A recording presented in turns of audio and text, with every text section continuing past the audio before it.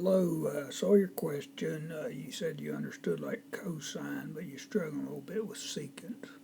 So it says find the exact value of the inverse secant of the quantity negative square root 2. You did get it correct, but you're trying to remember how you did it. So I just said, without this part, inverse secant of the quantity negative square root 2 equals theta. We're trying to figure out what's theta.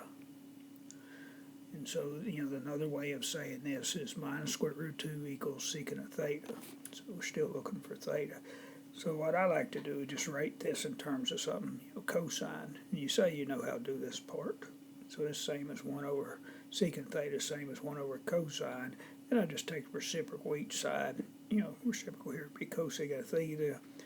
Reciprocal of this would reciprocal be minus 1 over square root 2. And I rationalize, multiply by square root 2 over 2. So cosine of theta would be minus square root 2 over 2. An important thing to remember for secant, theta or the y values range from 0 to pi. So we're looking, you indicate you're familiar with how to do this part, and you want to look from 0 to pi, theta would be 3 pi fourths. At that point, cosine of that would be minus square root 2 over 2. Of course, that's theta, which is what we're looking for here. Hope that helps.